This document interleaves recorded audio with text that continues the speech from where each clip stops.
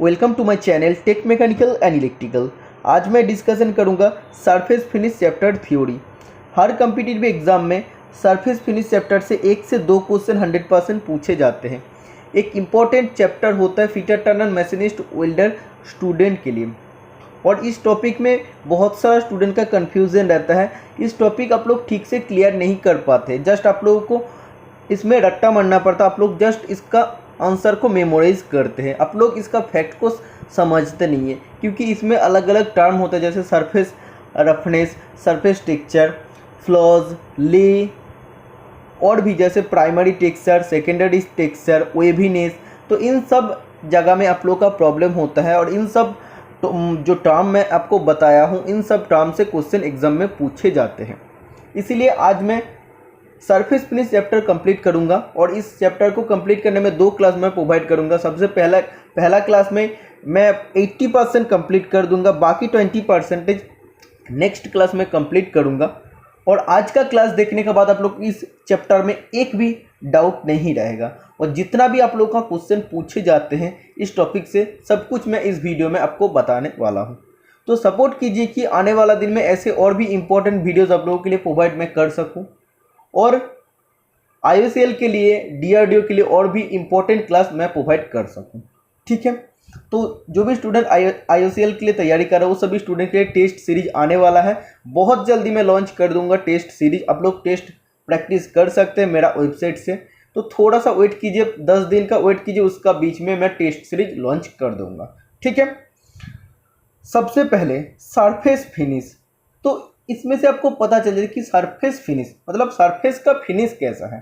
ठीक है, तो इसमें बोला था relation between smoothness and roughness of A component is called surface finish. कोई भी एक कंपोनेंट है या कोई भी एक वर्कपीस है, उसका जो स्मूथनेस होता है और उसका जो रफनेस होता है, कि ये सरफेस कितना स्मूथ है, कितना रफ है, इन दोनों का बीच में जो संबंध होता है उसको हम लोग सरफेस फिनिश कहते हैं। सोचो, ऐसे कोई भी कंपोनेंट को हम लोग मैशिनिंग किए हैं या हम लोग फाइलिंग किए हैं। मैशिनिंग मतलब मशीन से कोई भी हम लोग मैशिनिंग ऑपरेशन किए हैं, अदरवाइज हम लोग उसका हैंड ऑपरेशन के जैसे फाइलिंग होता है, हैक्सुइंग किए हैं। ओके, उसका बाद जब भी हम लोग इस सरफेस में हम लोग हाथ रखते हैं, तो हाथ रख के हम लोग को देखना पड़ता है कि वो कितना अच्छा फिनिश आया है। सोचो, मैं नॉर्मली बात करता हूँ कि इसमें हम फाइलिंग किए हैं। ठीक है, इसमें हम लोग बास्टर्ड फाइल से फाइल किए हैं, और जब भी हम लोग इसके ऊपर हाथ इसमें रखेंगे तो आपको पता चलेगा कि इसमें सरफेस फिनिश उतना अच्छा नहीं है, और इसमें क्या है, रफ सरफेस है, मतलब ये रफनेस है। लेकिन उसका ऑपोजिट जो सरफेस है, उसमें अगर हम स्मूथ फाइल से फाइलिंग करेंगे, तो उसका बाद अगर इस सरफेस में हाथ रखेंगे तो आपको पता चलेगा कि ये स्मूथ है। किसका तुलना से? ये जो ऊपर वाला जो इस कंपोनेंट का जो ऊपर वाला सरफेस है जिससे हम लोग बास्टर्ड फाइल से फाइलिंग किए है, उससे नीचे वाला सरफेस जो स्मूथ फाइल से हम लोग फाइलिंग किए हैं, वो उसका स्मूथनेस ज़्यादा होता है। ठीक है, तो एक कोई भी कंपोनेंट का स्मूथनेस और रफनेस का बीच का जो संबंध होता है उसको सरफेस फिनिश कहते हैं। तो सरफेस फिनिश हम लोग अकेला कभी नहीं बोल सकते कि रफ सरफेस है, किसी का साथ उसका संबंध होगा तभी तो हम बता पाएंगे कि ये सरफेस, ए वाला सरफेस से ए वाला सरफेस स्मूथ है। या आप लोग ऐसे बोल सकते कि ए वाला सरफेस से ए वाला सरफेस का रफनेस ज़्यादा है। तो किसी का संबंध में आपको बोलना पड़ेगा, जहाँ पे इधर रफनेस होगा उधर आपको स्मूथनेस भी होना पड़ेगा, तभी आप लोग उसको कंपेयर कर सकते हैं। तो उसको बोलते हैं सरफेस फिनिश। ठीक है, इसका बाद बोला है सरफेस रफनेस। तो रफनेस एक्चुअली क्या था? रफ मतलब क्या? सरफेस रफ होता है जो टोटली स्मूथ नहीं होता है। तो नॉर्मली आपको टर्म देख के पता चल जाएगा, छोटा छोटा टर्म है बट आपको ध्यान से इसको समझना पड़ेगा। Surface roughness is the geometrical irregularities which is caused by the cutting action of the cutting tool. Surface roughness एक जियोमेट्रिकल इरेगुलरिटी होता है। इरेगुलरिटी मतलब कि अनियमित होता है।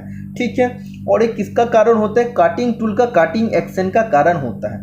ठीक है, the surface roughness varies according to the type of tool and its cutting action. Surface roughness किसका ऊपर वेरी करता है? किस टाइप का टूल आप इस्तेमाल कर रहे हैं और उसका कटिंग एक्शन का ऊपर। क्योंकि कभी कभी मशीन में वाइब्रेशन जब भी होता है तो क्या होगा, टूल भी ऐसे वाइब्रेट होता रहेगा, और जो मशीनिंग प्रक्रिया करेगा उसमें क्या होगा, सरफेस फिनिश बेकार आएगा, तो क्या होगा, सरफेस रफ हो जाएगा। ठीक है, इसलिए आपको बोला है सरफेस रफनेस किसका ऊपर डिपेंड करते हैं? कटिंग टूल का कटिंग एक्शन का ऊपर। और इसमें ये भी बोला है कि किस टाइप का टूल आप लोग यूज़ कर रहे हैं और कटिंग एक्शन आप लोग कौन सा प्रक्रिया आप लोग कर रहे हैं। ठीक है, ये आपको समझ में आ गया है। तो इसमें आपको और भी अच्छा से मैं आपको बताता हूँ सरफेस रफनेस। अगर आप लोग कोई भी एक जॉब है उसको आप लोग फाइलिंग किए हैं, ठीक है, तो फाइलिंग करने के बाद जो आप लोग का मतलब सरफेस जो बनेगा वही सरफेस को अगर आप लोग हेक्सो से काटते हैं उसका जो रफनेस होगा हेक्सो से कटने के बाद तो क्या होगा, किसका रफनेस ज़्यादा होगा, जो हेक्सो से हम लोग कटेंगे ए वाला ज़्यादा रफ होगा। क्योंकि क्या होता है इसमें इरेगुलरिटी ज़्यादा होता है, इसमें जो भी आप लोग हेक्सुइंग किए हैं उसमें कटिंग एक्शन अलग होता है और उसमें सीसो मोशन का कारण क्या होता है उसमें हील एंड वैली रहता है। उसका कारण क्या होता है इसमें ऊंचा नीचा इरेगुलरिटी ज़्यादा होता है और ये रफनेस ज़्यादा होता है, ठीक है, ये वाला सरफेस की तुलना से, मतलब जो आप लोग फाइलिंग करते हैं उसका तुलना से। तो थोड़ा सा कंफ्यूजिंग है बट पूरा चैप्टर को देखिए आपको समझ में आ जाएगा। Advantages of good surface finish, एक अच्छा सरफेस फिनिश का सुविधा क्या होता है। तो जब भी आप लोग सरफेस फिनिश अच्छा रखेंगे तो फ्रिक्शन कम हो जाएगा, वेयर टियर कम हो जाएगा, मतलब इसमें खरोच वगैरह कुछ भी नहीं लगेगा। ऐसे कोई भी एक सोचो कंपोनेंट है उसका सरफेस रफनेस बहुत ही ख़राब है और एक कंपोनेंट है उसका भी सरफेस रफनेस बहुत ख़राब है, तो इसको अगर इसका ऊपर स्लाइड करेंगे तो क्या होगा, सरफेस रफनेस ख़राब होने का कारण वो क्या होगा, एक दूसरे में क्या होता उसमें फ्रिक्शन ज़्यादा होगा, घर्षण ज़्यादा होगा, तो वो स्मूथली आगे नहीं बढ़ पाएगा। आगे तो बढ़ेगा जब भी आप लोग ज़्यादा उसमें फोर्स डालेंगे तभी तो आगे तो बढ़ेगा, लेकिन उसमें क्या स्मूथली नहीं बढ़ेगा। क्यों नहीं बढ़ेगा, क्योंकि ये सरफेस रफनेस है। सरफेस दोनों कंपोनेंट का सरफेस रफनेस का कारण क्या होता है, फ्रिक्शन ज़्यादा होता है। तो फ्रिक्शन का कारण वो क्या करता है, दो एक दूसरे का एक कंपोनेंट को दूसरा कंपोनेंट के ऊपर स्लाइड नहीं होने देता है। तो जब सरफेस फिनिश अच्छा हो जाएगा, सोचो ऐसे सरफेस है, तो सरफेस फिनिश अच्छा जब भी हो जाएगा तब क्या हो जाएगा, जब इसमें रफनेस भी कम होगा, तो इसमें रफनेस जब भी कम होगा मतलब उसमें स्मूथनेस अच्छा है, तो इजीली एक कंपोनेंट को दूसरा कंपोनेंट को हम लोग मूव कर सकते हैं, ठीक है। इसका बाद बोला है methods of indicating surface finish. Surface finish indicate करने का मेथड क्या क्या होता है। सबसे पहले होता है बाय रफनेस ग्रेड नंबर। तो रफनेस ग्रेड नंबर जैसे N1 N2 N3 N4, N1 से शुरू करके N1 से शुरू करके N12 तक होता है, ओके। इसके बाद रफनेस वैल्यू जो होता है जैसे 0.8 माइक्रोमीटर, जस्ट आपको एग्जांपल दिया, ऐसे रफनेस वैल्यू 0.025 मिलीमीटर होता है और 50 माइक्रोन भी होता है, सॉरी ये माइक्रोन में होता है, ओके। और रफनेस सिंबल से भी आप लोग सरफेस फिनिश को इंडिकेट कर सकते हैं। सिंबल कौन सा होता है, ये वाला सिंबल होता है, समझ में आ गया है। तो सरफेस फिनिश को इंडिकेट करने के लिए रफनेस ग्रेड, रफनेस वैल्यू और सिंबल का जरूरत पड़ता है, ठीक है। तो इसमें सबसे पहले आप लोग देख लेना ये सभी स्टूडेंट आप चार्ट को तो जानते हैं। रफनेस ग्रेड N1 से शुरू होकर N12 तक होता है, ठीक है। N1 में फिनिश सबसे अच्छा होता है, ये जो भी वैल्यू होता है सब माइक्रोन में होता है, ठीक है। इसमें N1 का वैल्यू 0.025। इसका बाद आपको क्या करना पड़ेगा, जब भी N2 करेंगे तब आपको ऑलमोस्ट डबल आपको करना पड़ेगा। उसके बाद 0.05 होगा, उसके बाद ऑलमोस्ट डबल करना है, 0.1 आएगा, उसके बाद डबल करना है 0.2 आएगा, उसके बाद डबल करेंगे 0.4, उसके बाद डबल करेंगे तो 0.8, उसके बाद डबल करेंगे तो 1.6, उसके बाद डबल होगा तो 3.2। इसमें जब डबल होगा तो 6.4 का जगह 6.3 होगा, बाकी सब कुछ सेम है। और एक बार जब करेंगे डबल तो इसमें भी आपका 12.6 होने का जगह 12.5 होगा, बाकी ये भी डबल हो जाएगा, ये भी डबल हो जाएगा, ओके। तो N12 का सरफेस फिनिश सबसे खराब होता है और इसमें आप देख सकते N1 से N3, उसको आप लोग N1 से N3, ठीक है, अलग कैटेगरी में आप लोग डिवाइड किए, जिसका सिंबल होता है चार्ट इक्विलेटरल ट्रायंगल। ऐसे चार्ट इक्विलेटरल ट्रायंगल होगा जब भी दिया रहेगा, मतलब इसका सरफेस फिनिश बहुत ही अच्छा है। इसके बाद N4 से N6, इन तीनों को अलग कैटेगरी में डिवाइड किए, इसका सरफेस फिनिश को इंडिकेट करने के लिए 3 इक्विलेटरल ट्रायंगल होगा। इसके बाद N7 से N9, इसको हम लोग इन तीनों को हम लोग दो इक्विलेटरल ट्रायंगल देके इंडिकेट करते हैं। इसके बाद N10 और N10 और N11 को हम लोग एक इक्विलेटरल ट्रायंगल देके उसको हम लोग इंडिकेट करते हैं। और N12 जब भी बोलेगा तब आपको ट्रायंगल का जरूरत नहीं पड़ेगा, तो आपको ऐसे जस्ट एक सिंबल से हम लोग को इंडिकेट करना पड़ेगा, ठीक है। तो इसका बाद मैं आपको और कुछ समझाता हूँ। इसमें आप देख सकते हैं सरफेस फिनिश में निम्नलिखित टर्म्स प्रयोग किया जाता है। तो सरफेस फिनिश में कौन सा टर्म यूज होता है, जैसे सबसे पहले होता है सरफेस। तो सरफेस क्या होता है, ये किसी जॉब या पदार्थ की वो सीमा है, मतलब कोई भी जॉब या कोई भी मैटर का वो सीमा होता है जो अन्य जॉब से अलग करता है। मतलब ये एक जॉब है और ये एक जॉब है, तो ये सरफेस होता है, ए वाला सरफेस होता है, ठीक है। ए भी सरफेस होता है, ए भी सरफेस होता है, ए सरफेस होता है, ए सरफेस होता है। ये क्या करता है, ये किसी जॉब या पदार्थ का वो सीमा होता है, मतलब वहाँ तक बाउंड्री होता है जो एक जॉब को दूसरा जॉब से अलग करता है। तो इसका सरफेस है, तभी तो एक दूसरा जॉब से अलग हो पाया ना। तो जब भी एक जॉब को अन्य जॉब से अलग करना पड़ेगा तब किस चीज़ का जरूरत पड़ता है, सरफेस का जरूरत पड़ता है, ठीक है। वैसे अगर कोई भी एक वर्क पीस है, उसका ऊपर आपको दूसरा वर्क पीस को स्लाइड करना है, तो दोनों का क्या होता है, उसमें आप लोगों का सरफेस होता है। तो सरफेस का कारण क्या होता है, जब भी स्लाइड करेंगे तो एक दूसरे के ऊपर चिपक नहीं जाएगा, तो उसका जगह क्या होगा, वो एक दूसरे का ऊपर स्लाइड होगा, ऊपर वाला पार्ट नीचे वाला पार्ट का ऊपर स्लाइड होगा, ठीक है। तो ये सरफेस का कारण होता है, सरफेस है इसीलिए क्या होता है, एक जॉब दूसरा जॉब से हम लोग अलग कर सकते हैं, ओके। इसके बाद बोले प्रोफाइल क्या होता है, किसी सतह की आकृति को प्रोफाइल कहते हैं। जो भी सरफेस है उसका आकृति जैसा भी है उसको हम लोग प्रोफाइल कहते हैं। अगर ट्राइंगल है, अगर स्क्वायर है, अगर रेक्टेंगल है, ठीक है, तो उस सतह का आकृति का हम लोग प्रोफाइल कहते हैं कि प्रोफाइल किस शेप का है, इस शेप का है। तो किसी सतह की मतलब किसी सरफेस की आकृति को हम लोग, उसका शेप को हम लोग प्रोफाइल कहते हैं, ओके।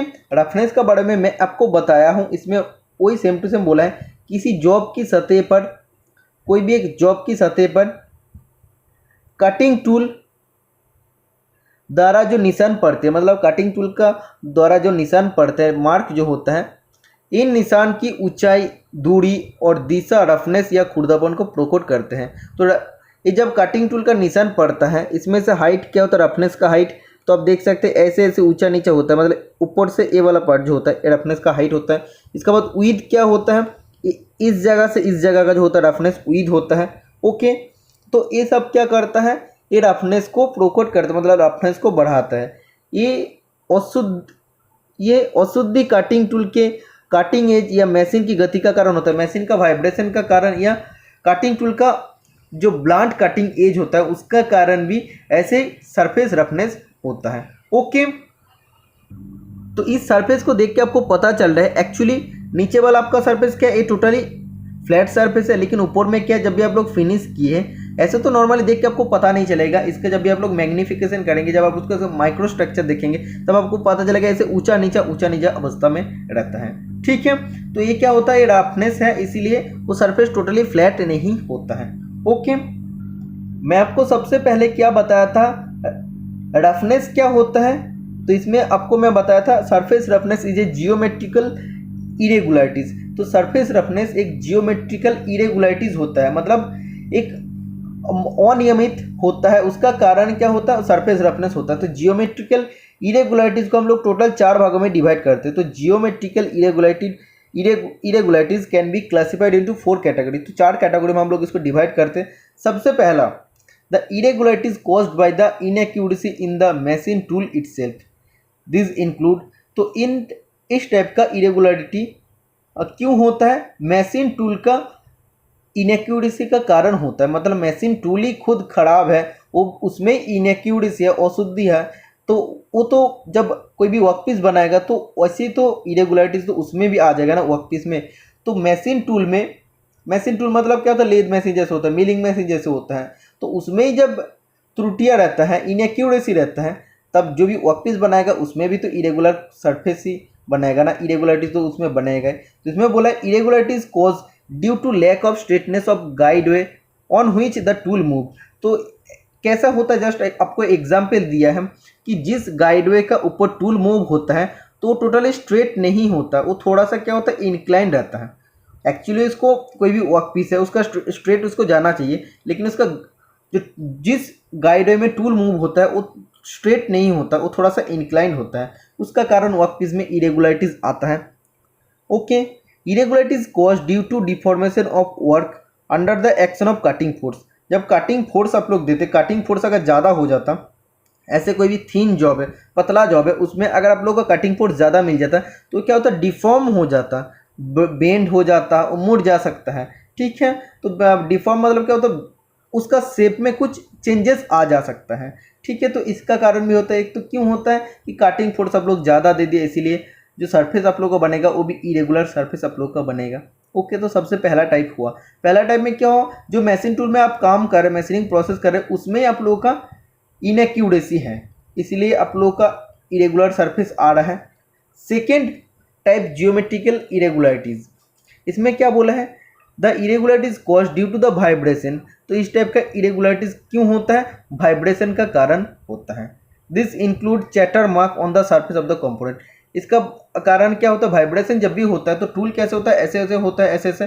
कोई भी ऐसे वर्क पीस से सोचो तो ऐसे अगर कटेगा तो इधर से कटेगा तो सरफेस को ऐसे ही बनाएगा ना, ऊंचा नीचे बनाएगा, तो उसमें तो ऐसे ही इरेगुलरिटीज आएगा। तो ये भी मशीन का फॉल्ट होता है।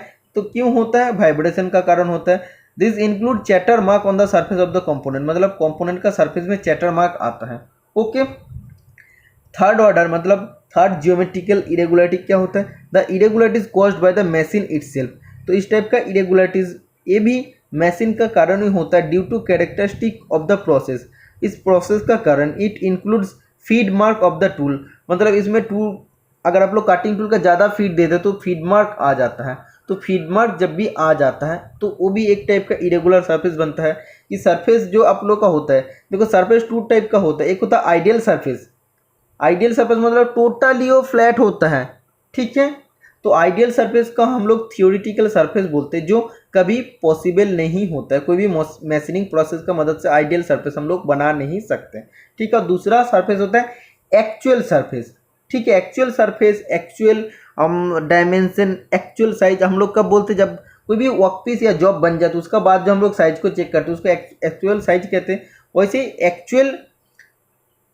एक्चुअल सरफेस क्या होता है, मतलब जो सरफेस आप लोग बना लिए हैं उसका बाद जो मतलब बनता है वो सरफेस को हम लोग एक्चुअल सरफेस बोलते हैं। कोई भी वर्क पीस है उसका सरफेस को हम लोग मैशिनिंग करके बना लिए तो वो होता है एक्चुअल सरफेस, ठीक है। तो टू टाइप ऑफ सरफेस होता है, सबसे पहले आइडियल सरफेस जिसको थियोरिटिकल सरफेस बोलते हैं, दूसरा होता है एक्चुअल सरफेस जिसको प्रैक्टिकल सरफेस कहते हैं, जो कभी भी वो टोटल फ्लैट नहीं होता, उसमें इनएक्यूरेसी या इरेगुलरिटीज उसमें रहता है। तो हो सके कि आप लोग आप लोग कोशिश करेंगे कि जितना कम हो सके उसमें इरेगुलरिटीज कम करना, लेकिन उसमें टोटल रेगुलर नहीं हो सकता, ठीक है। इसीलिए तो मैं पहले ही बताया हूँ कि आइडियल सरफेस को हम लोग थियोरिटिकल सरफेस बोलते हैं। थ्योरी में होता है लेकिन प्रैक्टिकल में नहीं होता। प्रैक्टिकल में एक्चुअल सरफेस ही बनता है जिसमें आप लोग का इरेगुलरिटीज कुछ ना कुछ रह जाता है, जितना भी आप लोग कोशिश करते हैं फिर भी आपका रह जाता है। अच्छा, थर्ड ऑर्डर में क्या होता है, कटिंग टूल का फीड मार्क का कारण उसमें इरेगुलरिटी आ जाता है। और चौथा और लास्ट जियोमेट्रिकल इरेगुलरिटी में क्या बोल रहा है, it includes those arising from the rupture of the material due to separation of the chip. जब आप लोग चिप उसको सेपरेट करते हो, वर्कपीस से चिप को निकालते हैं, तब क्या होता है उस मटेरियल में रप्चर आ जाता है। जैसे आप लोग टर्निंग करते हैं, टर्निंग में क्या होता है, चिप जब भी सॉफ्ट और ब्रिटल सॉफ्ट और डक्टाइल मटेरियल होता है तब क्या होता है उसमें कर्ली चिप्स निकालता है, कंटिन्यूस चिप्स निकालता है। तो उसमें अगर उस वर्कपीस में क्या होता है, उस वर्कपीस में रप्चर आ जाता है, उसमें अगर चिरफट आ जाता है, इसमें क्रैक आ जाता है, तो उसको हम लोग क्या बोलते हैं, वो भी सरफेस का एक इरेगुलरिटीज होता है।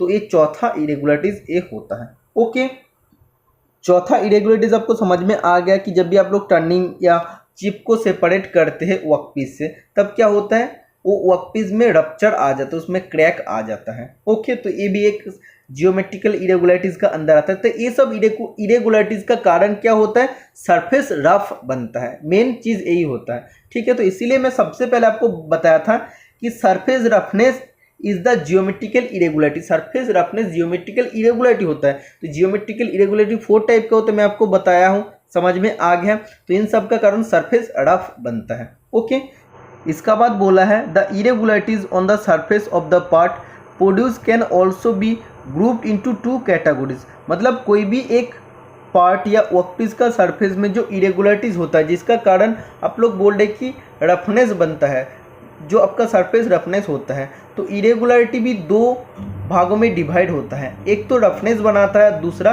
वेवीनेस को भी बनाता है। तो रफनेस को हम लोग प्राइमरी टेक्सचर कहते हैं और वेवीनेस को हम लोग सेकेंडरी टेक्सचर कहते हैं, ठीक है। Next, surface finish terminology. Surface finish में अलग अलग टर्म होता है, वो टर्म को आपको एक ब्लॉक डायग्राम का मदद से आपको बताया जा रहा है। इसमें आप देख सकते हैं कंपोनेंट है, कंपोनेंट का ऊपरी सतह में मतलब अपर सरफेस में हम लोग मैशिनिंग क्रिया किए हैं। ओके, इसका बाद जिस डायरेक्शन में हम लोग मैशिनिंग किया है उस डायरेक्शन में एक पैटर्न बन जाता है।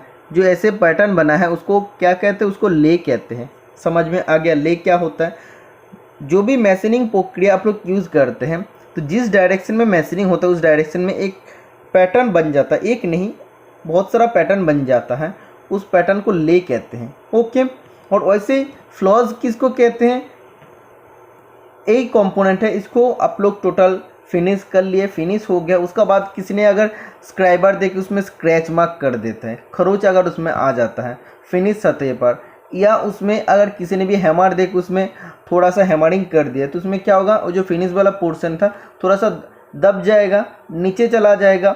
इसका बाद उसमें अगर पोरोसिटी वगैरह कुछ होता है तो ये जो फॉल्ट होता है इसको फ्लॉज कहते हैं। फ्लॉज प्रॉब्लम क्या होता है कि आप लोग फिनिश कर दिए हैं, आप लोग मैशिनिंग किया और वो सरफेस टोटली स्मूथनेस हो गया है, उसका बाद जब उसमें कोई भी प्रॉब्लम हो जाता है, जैसे कोई भी आपका कोई भी दोस्त या किसी ने भी हैमर देकर उसमें मार देता है तो वो उसका ऊपरी सतह क्या होता है, थोड़ा सा डाउन हो जाता है, दब जाता है उसको, या उसमें अगर स्क्रैच मार्क आ जाता है या उसमें पोरोसिटी होता है तो ये प्रॉब्लम को फ्लॉज कहते हैं। ठीक है, मतलब फिनिश करने के बाद जो त्रुटियाँ होता है उसके उस प्रॉब्लम को फ्लॉज कहते हैं। इसके बाद बोला रफनेस हाइट। रफनेस में क्या होता है, आप लोग जानते हैं काटिंग टूल मूव होता है, मैशिनिंग जो अलग अलग प्रक्रिया होता है उसमें अगर मशीन टूल में प्रॉब्लम होता है तो अब मशीन में अगर प्रॉब्लम होता है तो उसमें अगर वाइब्रेशन होता है तो कटिंग टूल कैसे मूव करेगा, ऐसे मूव करेगा। ठीक है, तो ऐसे जब भी मूव करेगा तो ऐसे तो नॉर्मली आपको देख के पता नहीं चलेगा कि सरफेस में ऐसा है, आपको माइक्रो स्ट्रक्चर देखना पड़ेगा, एक कंपास का थ्रू आपको देखना पड़ेगा। कंपास देके जब भी देखेंगे तो मैग्नीफिकेशन व्यू में आपको पता चल जाएगा कि इस टाइप का है। ठीक है, तो वो जो सरफेस बनेगा वाइब्रेशन का कारण इस टाइप का बनेगा। तो ये जो ऊपर वाला पोर्शन होता है थ्रेड का जैसा सेम टू सेम होता है, तो ऊपर वाला पोर्शन को कहते हैं हील या पीक कहते हैं, हील्स या पीक कहते हैं, और जो डाउन वाला पोर्शन है इसको वैली कहते हैं। ठीक है, तो ये कहाँ पे होता है हील और वैली। हील और वैली आप देख सकते हैं, इसमें जो अप एंड डाउन हुआ है उसमें जो ऊपर वाला पोर्शन होता है उसको हम लोग हील या पीक कहते हैं, और जो नीचे वाला जो पोर्शन होता है ये वाला नीचे वाला पोर्शन को हम लोग वैली कहते हैं। ठीक है, ये समझ में आ गया है। और ये डायग्राम को जब भी आप लोग कंपास का थ्रू मैग्नीफिकेशन करके देखेंगे, उसको माइक्रो स्ट्रक्चर को देखेंगे तब आपको पता चलेगा। ठीक है, रफनेस हाइट मतलब क्या होता है, ऐसे जो ऊपर नीच हो रहा है तो इधर से इधर तक का जो गैप होता है इसको रफनेस हाइट कहते हैं। रफनेस विथ मतलब क्या होता है, इस पोर्शन से इस पोर्शन का जो गैप होता है इसको रफनेस विथ कहते हैं। ठीक है, वेवीनेस हाइट क्या होता है वो भी मैं आपको बताऊंगा। वेव मतलब क्या, इस टाइप का वेव होगा, तो ये जो वेवीनेस हाइट मतलब ई वाला और ए वाला, तो इन दोनों का बीच में जो गैप होता है इसको वेवीनेस हाइट कहते हैं। तो ये भी मैं आपको डिटेल में समझाऊंगा। इससे पहले आपको बोला है सरफेस टेक्सचर क्या होता है। सरफेस टेक्सचर होता है the pattern of the work surface caused by the movement of the cutting tool is called as surface texture. मतलब बोल रहा है कटिंग टूल का मूवमेंट का कारण वर्क सरफेस में जो पैटर्न बनता है उसको सरफेस टेक्सचर कहते हैं। फिर से मैं आपको बताता हूँ, एक सरफेस है उसमें आप लोग मैशिनिंग प्रक्रिया कर रहे हैं, मैशिनिंग ऑपरेशन कर रहे हैं, तो उसमें कटिंग टूल का मूवमेंट का कारण जो भी पैटर्न बनता है उसको बोलते हैं surface texture. Surface texture include, surface texture में क्या हो सकता है, रफनेस हो सकता है, वेवीनेस भी हो सकता है, लेस भी हो सकता है, फ्लॉज भी हो सकता है। रफनेस क्या होता है मैं आपको बताया हूँ, वेवीनेस अभी तक नहीं बताया हूँ। लेस क्या होता है मैं आपको बताया हूँ कि जिस डायरेक्शन में आप मैशिनिंग प्रक्रिया कर रहे हैं तो उसमें एक पैटर्न बनता है, तो ये सब आता है सरफेस टेक्सचर के अंदर। फ्लॉज भी क्या होता है कि फिनिश करने के बाद जो आप लोग का त्रुटि होता है, स्क्रैच मार्क या कोई भी पोरोसिटी, या किसी ने भी हैमर देके उसमें हैमरिंग किया तो दब जाता है, तो ये सब प्रॉब्लम फ्लॉज होता है। तो ये सब सरफेस टेक्सचर का अंदर आता है। तो एग्जामिनेशन में जो क्वेश्चन हर बार पूछे जाते हैं उसमें आपको बोलता है कि the pattern of the work surface caused by the movement of the cutting tool. Cutting tool का मूवमेंट का कारण वर्क सरफेस में जो पैटर्न बनता है तो उस पैटर्न को क्या कहते हैं, सरफेस टेक्सचर कहते हैं। ठीक है, और ऐसे सेम क्वेश्चन अगर आपको बोलता है कि the direction of pattern, direction जब भी बोलेगा, पैटर्न को डायरेक्शन जब भी बोलेगा, पैटर्न का डायरेक्शन मतलब क्या होता है, वो ले होता है। ठीक है, तो मैं आपको समझाऊंगा ले।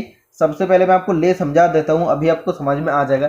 It is the direction of the predominant surface pattern generally determined by the production method. तो ऐसे आप लोग मैशिनिंग कर रहे हैं तो उस प्रोडक्शन मेथड में जो भी आप लोग मेथड यूज़ कर रहे हैं उसका कारण जिस दिशा में सरफेस पैटर्न बनता है, जिस दिशा में जब बोलेगा, डायरेक्शन जब बोलेगा तब ले हो जाएगा।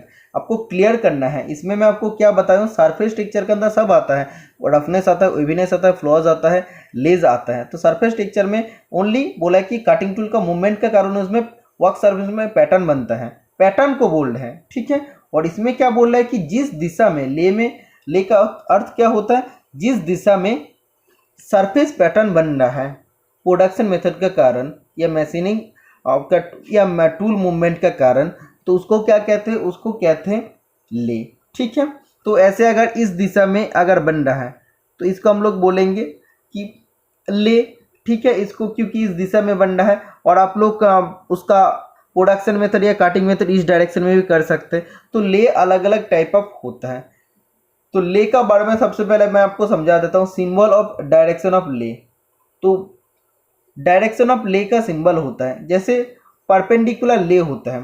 परपेंडिकुलर ले कैसा होता है, ऐसे आप देख सकते हैं वर्क पीस है और इसमें हम लोग क्या कर रहे हैं, इसका जो एक एज है उसको परपेंडिकुलर बराबर क्या हो रहा है, कटिंग टूल मूव हो रहा है। और कटिंग टूल मूव होने का कारण क्या हो रहा है, इस दिशा में पैटर्न बन रहा है, ठीक है। तो इस दिशा में जब पैटर्न बनता है उसको हम लोग क्या कहते हैं, ले कहते हैं। तो ले डिफरेंट टाइप ऑफ होता है।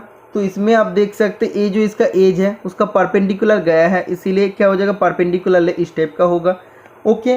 पैरेलल रे, तो पैरेलल ले में क्या होता है, पैरेलल ले आप देख सकते हैं ये इसका एज है, उसका पैरेलल इसमें मूव हुआ है, कटिंग टूल मूव है और ये जो पैटर्न बनाते हैं उसको पैरेलल बोलते हैं। तो ये जो नीचे वाला जो लाइन है और ऊपर वाला जो लाइन है, तो ये आपको समझ में आ रहा है, ये पैरेलल होता है।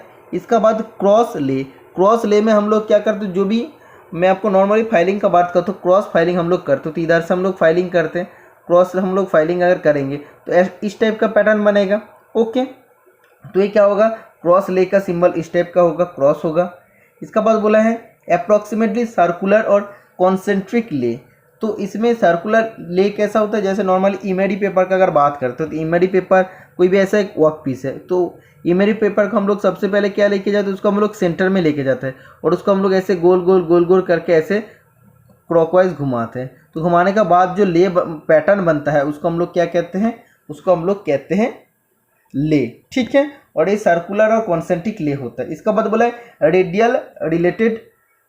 तो रेडियल मतलब क्या होता है, तो इसमें आपको सबसे पहले एक वर्क पीस है, उसका आपका सेंटर में जाना पड़ता है, ठीक है। सेंटर में जाने के बाद ऐसे नॉर्मली मैं आपको सिलिंड्रिकल जॉब का बात कर रहा हूँ, ऐसे सिलिंड्रिकल जॉब है, उसका सेंटर पोर्शन में आपको जाना पड़ेगा और उसका रेडियस बराबर सबसे पहले इधर फाइलिंग किए, उसके बाद इधर फाइलिंग किए, उसके बाद इधर फाइलिंग किए, उसके बाद इधर फाइलिंग किए, मतलब अलग अलग जगह में हम लोग उसका रेडियस बराबर फाइलिंग करेंगे। मतलब इधर से स्टार्ट करेंगे, सेंटर से स्टार्ट करेंगे, इधर तक जाएंगे, फिर इधर से सेंटर से स्टार्ट करके इधर तक आएंगे, फिर सेंटर से स्टार्ट करके इधर तक आएंगे। तो ऐसे जो फाइलिंग करने का बाद जो ले बनता है वो approximately radial related to the centre of surface lay होता है। तो इस टाइप का ले बनता है, ओके। मल्टी डायरेक्शनल ले, इसमें आपका एम से एम सिंबल से आपको डिनोट करना पड़ता है। और इसमें क्या होता है, इसमें इससे पहले जो 5 ले का बारे में बात किया हूँ इसमें सब यूज़ होता है, सब इसमें होता है, इसीलिए मल्टी डायरेक्शनल ले इसका नाम है, ठीक है। जैसे मैं आपको बताया हूँ पैरेलल ले, क्रॉस ले, इसका बाद परपेंडिकुलर ले, सब और भी जैसे सर्कुलर और कॉन्सेंट्रिक ले और रेडियल ले, सब मल्टी डायरेक्शनल ले में यूज़ होता है। समझ में आ गया है। तो ले का डेफिनेशन क्या है, जो भी प्रोडक्शन मेथड आप लोग यूज़ कर रहे हैं उसमें क्या होता है, वो सरफेस में आपका प्रीडोमिनेंट सरफेस पैटर्न बनता है, ठीक है। जैसे भी आप लोग को प्रोडक्शन मेथड यूज़ करेंगे, अगर क्रॉस करेंगे तो क्रॉस आपका पैटर्न आएगा। अगर आप लोग परपेंडिकुलर ले करते हैं या पैरेलल ले यूज़ करते हैं प्रोडक्शन मेथड, तब क्या आएगा, उसका पैटर्न भी ऐसे पैरेलल आएगा। परपेंडिकुलर करेंगे तो परपेंडिकुलर ऐसे ही ले उसमें बनते रहेगा। तो ये होता है प्रीडोमिनेंट सरफेस पैटर्न, किसमें होता है, इसको बोलता है ले, ठीक है।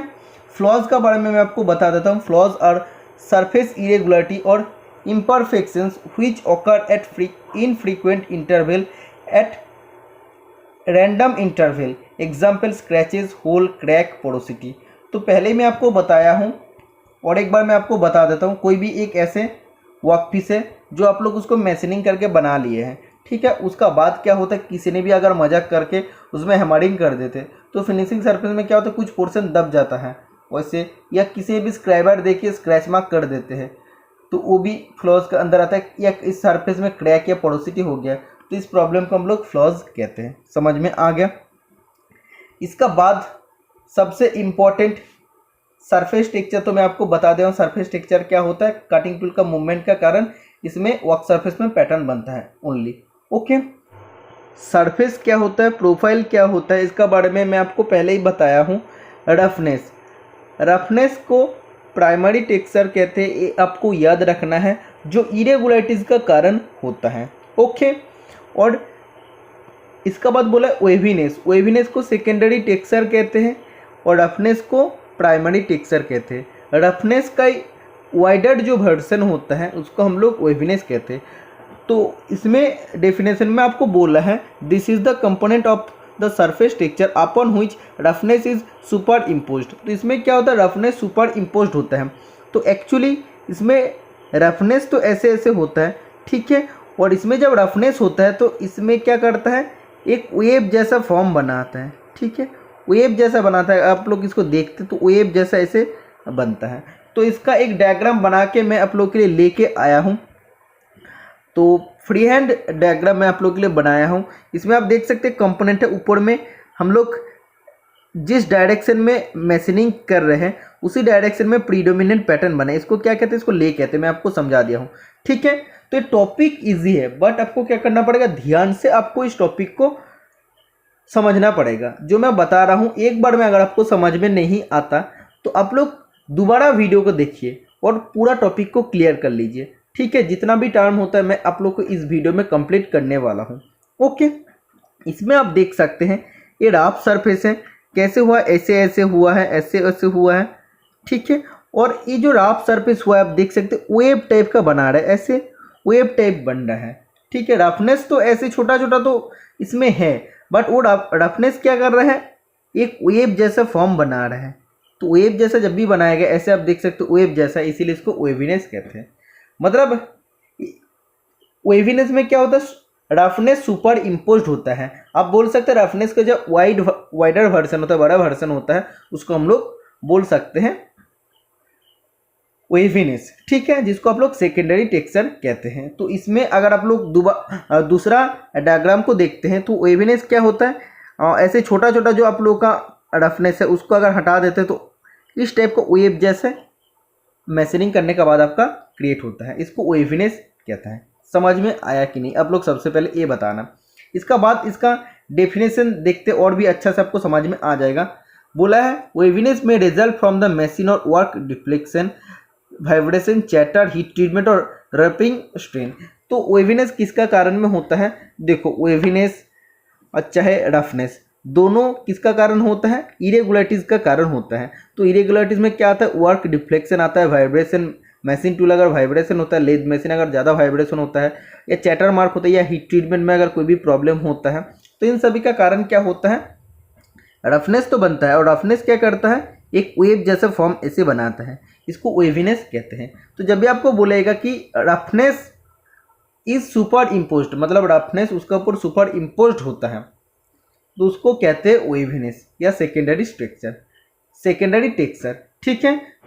वेवीनेस का डेफिनेशन आप हिंदी में पढ़ सकते हैं, जॉब की सतह पर चौड़ाई में रफनेस की अपेक्षा अधिक चौड़ाई में विषमताएं जब होती है तो उसे वेवीनेस कहते हैं। तो इसमें बोला है रफनेस की अपेक्षा जब चौड़ाई में अधिक होते हैं, तो रफनेस क्या होता है, चौड़ाई में मतलब बहुत ही कम होता है, बट वेवीनेस क्या होता है, चौड़ाई में थोड़ा ज़्यादा होता है। किसका तुलना से, रफनेस की अपेक्षा या रफनेस की तुलना से, इसको हम लोग बोलते हैं वेवीनेस। समझ में आ गया है। इसका बाद फ्लॉज के बारे में भी आप हिंदी में पढ़ सकते, जॉब की सतह पर स्क्रैच द्वारा जो नीचे धब्बे रह जाते हैं उन्हें फ्लॉज कहते हैं। ये हैमरिंग द्वारा जॉब की सतह पर बनते हैं। तो मैं आपको पहले ही समझाया हूँ, एक फिनिशिंग सरफेस है उसमें अगर स्क्रैच मार्क आ जाता है उसको भी फ्लॉज कहते हैं, या उसमें अगर हैमरिंग कर देते तो कुछ पार्ट उसमें क्या होता है, दब जाता है, उसको भी फ्लॉज कहते हैं। ले के बारे में मैं आपको बताया हूँ, जिस दिशा में जॉब की सतह की फिनिशिंग की जाती है, जिस दिशा में, जिस डायरेक्शन में, पैरेलल या परपेंडिकुलर, जिस दिशा में भी जॉब की सतह की फिनिशिंग किया जाता है उसे ले कहते हैं। इसका पता टूल की निशान से चलता है। तो इसका पता कैसे चलेगा कि कौन सा डायरेक्शन में हम लोग फिनिशिंग किया है? टूल का निशान से आपको पता चलता है। ओके, हिल और वैली के बारे में मैं आपको बताया। हिल और वैली को आप लोग और दूसरा नाम क्या जानते हैं? हिल का दूसरा नाम होता है पीक।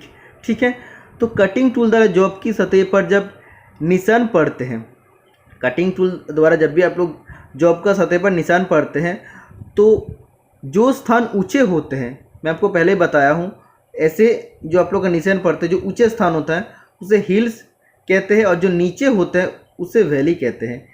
इन्हें मैग्नीफाइंग ग्लास द्वारा आपको देखा जा सकता है। तो मैग्नीफाइंग ग्लास का मदद से आपको यूज़ करना पड़ेगा। सॉरी, तब से मैं कंपास का बात कर रहा था, गलती से वो मैं बोल दिया था। एक चीज़ का मैं बोलना चाहते हैं और दूसरा मैं बोल रहा था। तो मैग्नीफाइंग ग्लास यूज़ करके उसका मैग्नीफिकेशन व्यू आपको देखना पड़ेगा। पहले मैं आपको बताऊं कि मैग्नीफिकेशन व्यू आपको देखना पड़ेगा तभी आपको पता चलेगा, लेकिन बार बार मैं कंपास के साथ बात किया था। तो कंपास नहीं होता है, मैग्नीफाइंग ग्लास का मदद से आपको देखना पड़ता है, तभी उसका ऊंचा नीचा पोर्शन आपको समझ में आता है। हिल और वैली आपको तब समझ में आता है। स्मूथनेस क्या होता है? यदि किसी जॉब की सतह खुरदरी ना होता है उसे स्मूथनेस कहते हैं। मतलब कोई भी जॉब पर अगर उसमें रफनेस नहीं होता तो उसको स्मूथनेस कहते हैं, उसका अपोजिट होता है। इसे हाथ द्वारा छूकर भी चेक किया जाता है। यदि हाथ फिसल जाता तो सतह स्मूथ है। ओके, इसका बाद और एक इम्पॉर्टेंट टर्म होता है सैंपलिंग लेंथ। सैंपलिंग लेंथ आपको क्या बोला है? जॉब की जितनी लंबाई में सतह की ऊंचे नीचे स्थान को मापा जाता है उसे सैंपलिंग लेंथ कहते हैं। तो ऊंचे नीचे स्थान मतलब क्या है? वो इरेगुलरिटी का कारण होता है। तो जॉब की जितना लेंथ तक, जितना लंबाई तक ऊंचे नीचे स्थान को मेज़र किया जाता है उसे सैंपलिंग लेंथ कहते हैं। मतलब जितना तक इरेगुलरिटी रहता है उतना लेंथ को हम लोग क्या कहते हैं? सैंपलिंग लेंथ कहते हैं। समझ में आ गया है। और इसका बाद आप हिंदी में पढ़ सकते। सरफेस टेक्सचर से आप क्या समझते हैं? जब हम किसी पार्ट की मैशिंग द्वारा या हाथ द्वारा बनाते हैं, तो कोई भी कंपोनेंट को अगर हम लोग मैशिंग करके या हाथ द्वारा बनाते हैं तो काटिंग टूल की गति का कारण, तो काटिंग टूल का गति का कारण क्या होता है? उसका सतह पर कुछ रेखा के निशान पड़ जाती है। ठीक है, तो वो काटिंग टूल का गति का कारण कुछ रेखा का निशान उसमें पड़ जाता है, जिनमें हमें विषमता भी कहते हैं या उसको सरफेस टेक्सचर कहते हैं। तो उसको सरफेस टेक्सचर कहते हैं जो निशान पड़ता है। समझ में आ गया?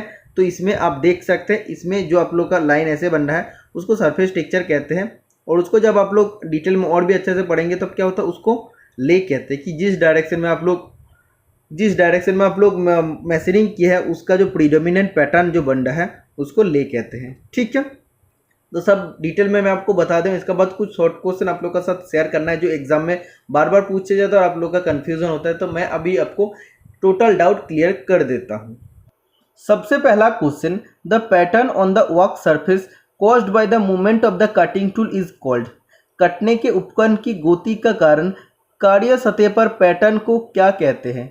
तो पहले मैं आपको बताया हूँ काटिंग टूल का मूवमेंट का कारण वर्क सरफेस का ऊपर जो पैटर्न बनता है उसको कहते हैं सरफेस टेक्सचर। सरफेस टेक्सचर का अंदर आता है वेवीनेस, रफनेस, फ्लॉज और लेस, इन सब आता है। Okay, second question, irregularities in the surface texture which are inherent in the production process but excluding waviness and error form is called। इसमें बोला है कि सरफेस टेक्सचर में क्या होता है? इरेगुलरिटी होता है। तो इरेगुलरिटी का कारण हम लोग को क्या मिलता है? इसमें बोला है कि बट एक्सक्लूडिंग वेविनेस, मतलब वेविनेस इसमें नहीं होता है। तो इरेगुलरिटी का कारण और क्या होता है? मैं आपको पहले ही समझाया हूँ, इरेगुलरिटी का कारण होता है रफनेस। तो option number B right answer हो जाएगा। जब भी इरेगुलरिटी बोलेगा तब रफनेस हो सकता है या वेविनेस हो सकता है। इसमें बोला एक्सक्लूडिंग वेविनेस, मतलब वेविनेस को छोड़ के तब रफनेस हो जाएगा। तो option number B right answer हो जाएगा इस क्वेश्चन का। नेक्स्ट क्वेश्चन नंबर आप देख सकते हैं, इसमें बोला है the component of the surface texture upon which the roughness is superimposed is known as. सतह की बनावट को वो घटक जिस पर खुरदरापन आरोपित किया जाता है उसको डैश रूप में जाना जाता है। तो मैं आपको पहले ही बताया हूँ, जिसका ऊपर रफनेस सुपर इम्पोज्ड होता है उसको कहते हैं वेवीनेस। ठीक है, तो जैसे मैं आपको समझा दिया हूँ उसके बाद एमसीक्यू सॉल्व कर रहा हूँ। ऐसे आप लोग के इस टॉपिक में और कोई भी प्रॉब्लम नहीं रहेगा। जिस भी जगह में आप लोगों का कंफ्यूजन रहता था सब क्लियर हो गया है। ओके, और लास्ट क्वेश्चन इसमें बोला था the direction of the predominant surface pattern ordinary determined by the production method is known as, मतलब जो प्रोडक्शन मेथड आप यूज कर रहे हैं उसका कारण जिस दिशा में आप लोग मतलब प्रोडक्शन किया या मशीनिंग किया उस दिशा में जो प्रीडोमिनेंट सरफेस पैटर्न बनता है उसको क्या कहते हैं, उसको कहते हैं ले। ठीक है, समझ में आ गया। तो टोटल इतना ही एमसीक्यू था और फास्ट क्लास आज मैं इधर ख़त्म करता हूँ। नेक्स्ट क्लास में मैं आप लोगों के लिए डिस्कशन करूँगा और भी इम्पोर्टेंट टॉपिक, जैसे इसमें जो सिंबल होता है उसका एक एक पार्ट होता है, उसका एक एक पार्ट का मतलब क्या होता है वो भी मैं आपको बताऊँगा। तो नेक्स्ट क्लास में वो आने वाला है। और क्लास कैसे लगा आप लोग ज़रूर बताना। क्लास अगर अच्छा लगे तो और भी वीडियो में आप लोगों के लिए प्रोवाइड करने वाला हूँ। मिलते हैं नेक्स्ट वीडियो में। टाटा बाय बाय।